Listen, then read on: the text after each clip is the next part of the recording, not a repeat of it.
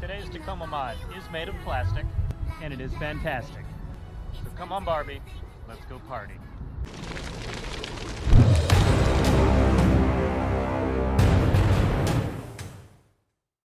Okay everyone, today I will be installing some aftermarket front bump stops for my Toyota Tacoma. I did get them from toyotabumpstops.com, so if you are interested in getting the same thing, you can grab them there, which they also have. It looks like a complete line for all Toyota off-road related vehicles, so please check them out. And if you have any specific questions about the bump stops, you can contact Plastics Guy on Tacoma World. So let's get straight to the mod. And as far as what you'll need to actually do this install, definitely recommend a set of safety gloves and glasses. You do not want to be doing this barehanded and have your hands slip off while you're trying to get the old bump stuff off and then bang your knuckles on the metal and stuff. Not fun. You will need a torque wrench. You will need a 14mm deep socket. The only one I have actually it works on the smallest ratchet, so I will also be using a breaker bar just to get a little bit of extra leverage. Next, you will need a set of the channel locks with the flat teeth right here, not the ones that are staggered. PB blaster might be in order to help get the old bump stuff off, and definitely have a light under there and a scraper bar just in case you have gunk built up underneath where the factory bump stop mounts to the truck.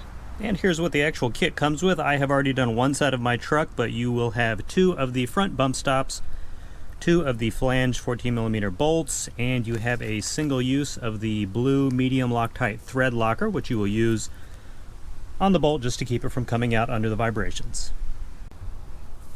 And like I mentioned before, this is the one for my passenger side. I already have the new Toyota Super Bumps installed, and I just wanted to show a quick comparison. This one, you can see it's certainly weathered. It's been on the truck, obviously, since I got it from the factory.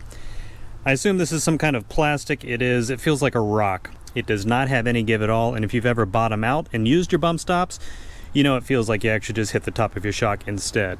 As opposed to the new ones I'll be installing today, also made out of rubber, but certainly nice and squishy at the top. And you can see it's hollow right in there where you install the bolt.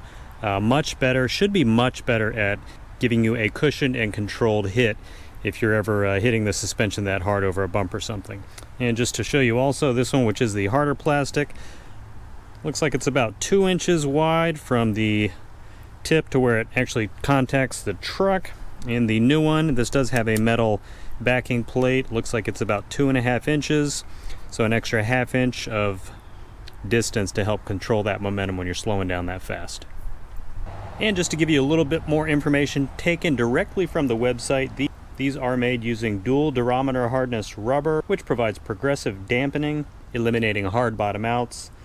Should allow for more control and comfort compared to the OEM bump stops. The top part right here, which I believe is about 1/2 inch, allows for a smooth initial contact with the bump stop, while the midsection is much more firm, providing the ultimate bump stop effect. And then, like I mentioned before, it does have a metal plate that contacts the truck where you install. This is the shortest overall height of a bump stop on the market, so it should not interfere with your shocks and suspension travel at all, resulting in no loss of up travel. Okay, so there you can see is the factory bump stop here on the driver's side. Like I mentioned before, you may need to use PB Blaster to get this off. My passenger side was not too hard, even though this is easily the longest, most strenuous, easily the most difficult part of this installation is just getting the old one off, just because it's a bunch of slow turns. As you can see, you don't really have a lot of room in here to maneuver with your channel locks, so just get it started, take your time, and again, make sure you have your gloves on so you don't, if it slips, you don't want to crack your hand on your brake calipers or anything like that. It's not going to be fun. Ask me how I know. For me, you might want to try this differently, but I actually found it easiest to, instead of, I'm trying to do this without getting in the camera, sorry for that, instead of actually getting the channel locks on the flat rim right here, which if you can do that, if you have larger channel locks, that might work. For mine, it was much easier to sort of grab the top, squeeze around it, and loosen it like that. You can see this is going to be a bunch of like little 1/8 of turns, maybe quarter turns, but that's what you got to do to get them off.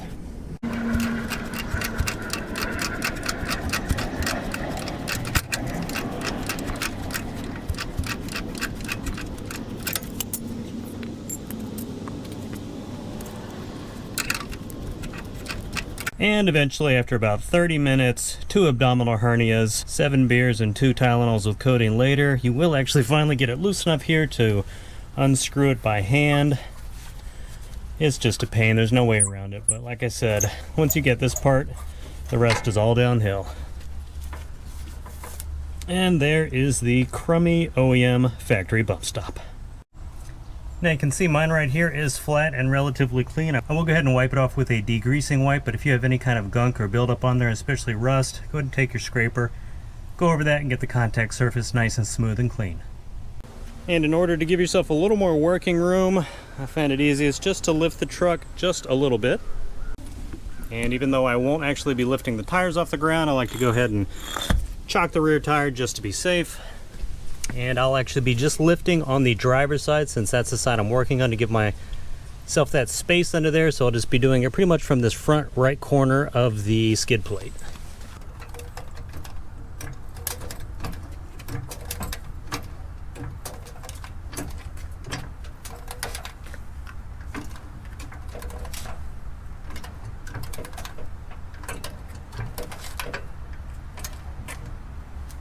And believe me when I say that extra inch or so of space I grabbed right around here will make a world of difference in just a little bit.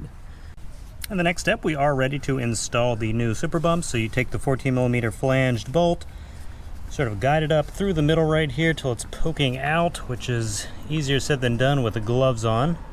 Those are the threads that are exposed once the bolt is pressed firmly on the inside right there. So that is what I'm going to coat with the medium blue thread locker.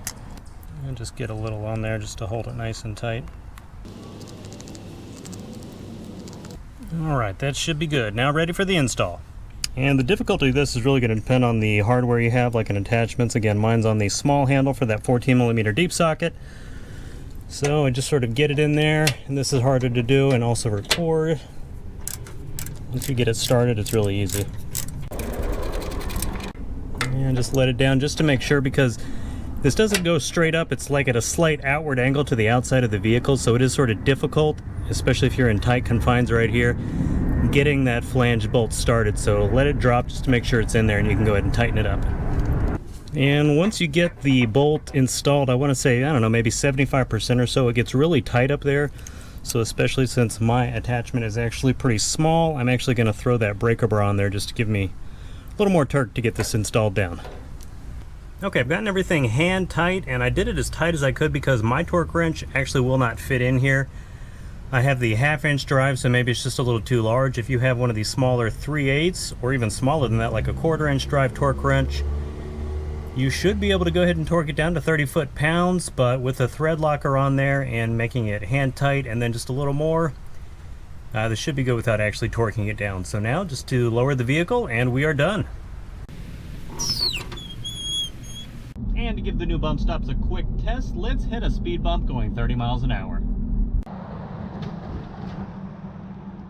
Couldn't feel nothing. Nothing.